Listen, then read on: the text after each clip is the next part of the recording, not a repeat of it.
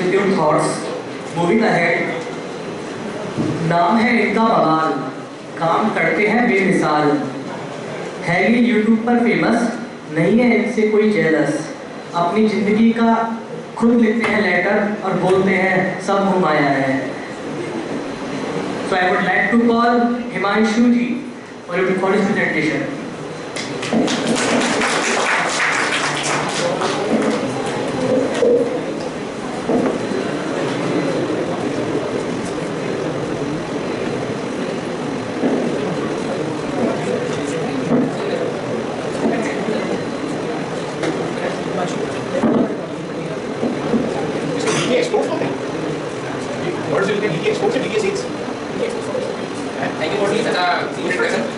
तो कैसे हैं आप लोग? लगता है पनीर का ज़्यादा असर हो गया, सबका होश ही उठ गया, सब नींदों में क्या हुआ? चलो moving forward to a topic that is sub contracting for DTA export from SEZ unit written by Bhavya Agarwal approved by Keshav sir. Our agenda will be introduction to SEZ and DTA, subcontract by DTA and SEZ, exports by SEZ on behalf of DT unit and conclusion. First of all, introduction to SEZ and DTA. Basically, in layman's language, SEZ is an area where the business enjoys simple and legal compliance with less. जहाँ पे business की condition favourable हो और legal compliance के लिए कम compliance हो, वो SEZ है. और SEZ is a specific area within a country which enjoys multiple benefit just like foreign investment, boost exports, etc. Although SEZ is inside the country, but these are not considered as a part of countries. These are like of foreign countries. And SEZ units are governed by SEZ Act 2005. And talking about DTA, it is just as simple as non-current asset. Non-current asset की definition क्या होती है? जो current नहीं है वो non-current. जैसे DTA, जो SEZ है वो DTA.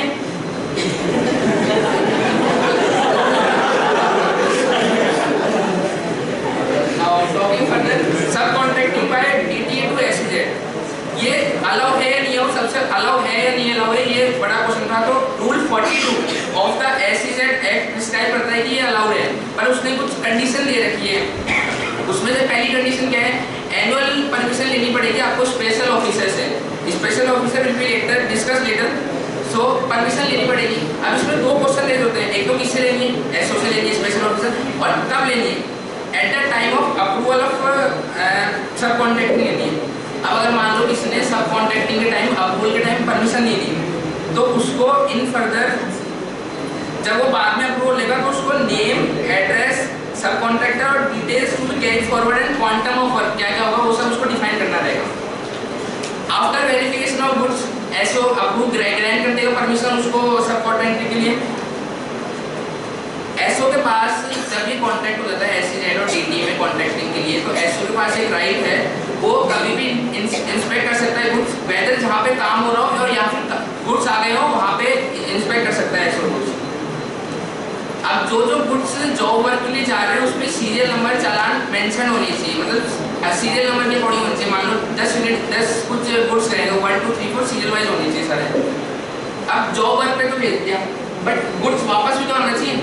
उसके लिए तो कोई लिमिट ही पता नहीं मैंने कि गुड्स कब वापस आएगा, कैसे वापस आएगा. तो इसी फर्दर रूल्स में इन्होंने डिस्क्राइब कर रखा है कि 120 डेज के अंदर गुड्स अपने वापस आ जाना चाहिए. और अगर अब गुड्स वापस नहीं आए 120 डेज के बाद तो क्या डिसीजन ले सकता है SO? यस जी, क्या लगता है क्या बोलेगा SO? अगर गुड्स ही नहीं आए 120 डेज में कॉन्ट्रैक्ट हो गए, कोई बात नहीं, SO के पास पूरी पावर है कि वो इंस्पेक्ट कर सकता है डायरेक्टली इंस्पेक्टर के अंदर कि गुड्स 120 डेज में कंप्लीट हुआ क्यों नहीं कॉन्ट्रैक्ट. SO के पास पूरी परमिशन इसके रिगार्डिंग में. और एक लास्ट, अगर आप लास्ट पॉइंट पढ़ेंगे तो उसमें लिखा हुआ है वैल्यू ऑफ सब contracted production of a unit shall not exceed the value of goods produced by such units with in its own premises. अब इसका मतलब हम समझते हैं, जैसे मान लो DTA ने कुछ सब कॉन्ट्रैक्टिंग के लिए SEZ में कुछ भेजे, तो उसकी जो प्रोडक्शन वाली यूनिट्स है शुड नॉट एक्सीड द जितने पिछले साल में प्रोडक्शन हुआ, मतलब जितने पिछले फाइनेंशियल ईयर के अंदर प्रोडक्शन हुआ उसकी लिमिट से ज़्यादा वो SEZ जब बाहर नहीं भेज सकता कॉन्ट्रैक्टिंग। इसके लिए अपन एक एग्जांपल ले लेते हैं। एक डॉली लिमिटेड है DTA में होते उसने उसका पिछले साल उसका प्रोडक्शन था 10 CR का, बट उसने इस करंट फाइनेंशियल ईयर में सेल्स को 11 CR के लिए दे दिया, 11 CR का प्रोडक्शन करने के लिए दिया, मतलब जो प्रोडक्शन की उसकी वैल्यू थी वो 11 CR हो गई। तो जबकि प्रिस्क्राइब था पिछले फाइनेंशियल ईयर में जो टोटल प्रोडक्शन हुआ उसकी से एक्सीड नहीं होनी चाहिए, तो ये नॉन कंप्लायंस हो जाएगा अपने SEZ रूल्स का। अब इसमें एक टर्म्स आ रही है सब कॉन्ट्रैक्टेड। अब सब कॉन्ट्रैक्टर जो SEZ रूल है उसके अंदर तो स्पेसिफिक डिफाइन नहीं की गई है कि क्या क्या आएगा उसमें, बट उसके FAQs में जाके अपन देखेंगे तो उसमें पता चलता है कि स्पेसिफिकली लाइन लिखी हुई है, for removal of doubt it is clarified that the expression sub contracting of a part of its production under this rule shall mean subcontracting all the production units, मतलब आपने सेल्स इन हाउस या फिर किसी और को outsource करा उस सबको मिला के shall not exceed the पिछले फाइनेंशियल ईयर में जो भी अपनी प्रोडक्शन यूनिट्स हुई।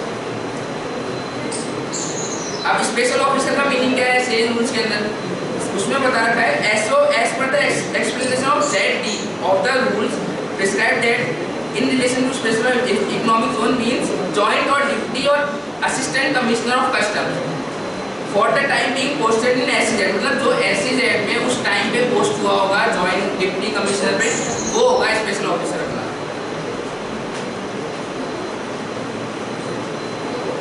अब अगला क्वेश्चन ये आता है कि SEZ DTA जो है वो SEZ को एक्सपोर्ट मतलब एक्सपोर्ट करने के लिए अपना कुछ दे सकता है, मतलब on behalf of DTA can SEZ export, क्या लगता है कर सकता है नहीं कर सकता है export on behalf of DTA SEZ? Anshit ji SEZ rule 43 of the SEZ rule SEZ rules 2006 prescribe कुछ कंडीशन, मतलब उसके अंदर कुछ कंडीशन लिखी हुई है, अगर वो ही फुलफिल होगी तो ही वो आगे एक्सपोर्ट कर सकता है। कंडीशन क्या क्या है कि shall have take the permission, सबसे पहले तो बेसिक कंडीशन है कि स्पेसिफाइड ऑफिसर से परमिशन लेनी पड़ेगी, जो रॉ मटेरियल हो गए फिनिश गुड्स हो गए या जो भी जॉब वर्क है वो सब DTA से ही आएगा, मतलब ऐसा नहीं होगा कि मान लो रॉ मटेरियल कहीं और से आ रहा है और अपना कुछ गुड्स है उसको मिला के आगे एक्सपोर्ट हो गया, ऐसा अलाउ नहीं है। Raw material finish good semi finish good सब DTA का ही होगा। और उसमें जो अपने एक्सपोर्ट करते टाइम कुछ डॉक्यूमेंट्स बनाते हैं अपन, जैसे बिल ऑफ लीडिंग हो गया या कस्टम्स कुछ डॉक्यूमेंट बनाते हैं, तो उन सब में दोनों का नाम आएगा, DTA वाले का नाम भी आएगा जो DTA ओनर है या फिर जो सेल्स ओनर है, उन दोनों का नाम जॉइंटली आएगा। और अब लास्ट पॉइंट में आप पढ़ेंगे तो क्या लिखा हुआ है, DTA exporter shall be eligible for the refund of duty paid on the inputs by way of brand rate of duty drawback. अब ये क्या होता है, अब इसको एक्सप्लेन करने के लिए मैं एक केस समझाता हूँ। जैसे मान लो DTA एक्सपोर्टर है, उसने भी कुछ इंपोर्ट करा गुड्स, तो उसने कुछ ड्यूटीज पे करी होगी। अब उसने गुड्स इंपोर्ट करके क्या करा, कॉन्ट्रैक्टिंग पे ले लिया कि एक्सपोर्ट कर दिया on behalf of DTA unit, तो जो उस अब होगा क्या आगे उसको तो कुछ मिलेगा नहीं, तो जो उसने इंपोर्ट करते टाइम उसने ड्यूटीज पे करी होगी उसका उसको रिफंड मिल जाएगा किस स्कीम के अंदर, brand rate of duty drawback. ये स्पेशल स्कीम है जो ये बताती है कि जो DTA है उसने जो भी इनपुट करते टाइम जो भी उसने कुछ टैक्सेज या कुछ भी पे करेंगे उसको रिफंड मिल जाएंगे।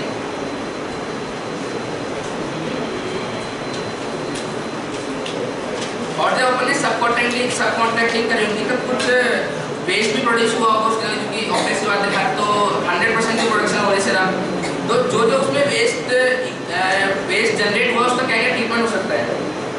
वेस्ट और scrap generated during the process of job work at sub contractor premises may be return to, मतलब DTA को वापस रिटर्न कर दी जाएगी अगर DTA चाहता है तो। May be clear on the payment of duty as if such waste और scrap has been cleared by the, मतलब जब ड्यूटी का पेमेंट हो रहा होगा DTA के द्वारा तो उसको वापस वो पेमेंट में से लेस होकर उतना ही एक्सेस का पेमेंट करना रहेगा।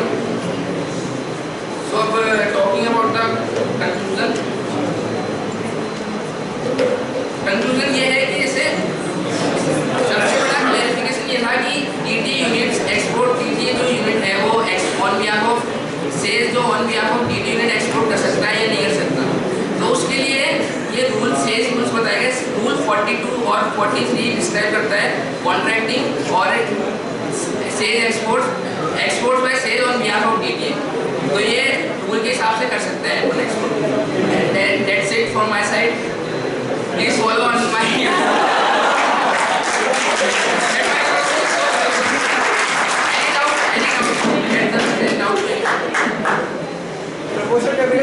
कैजुअल है।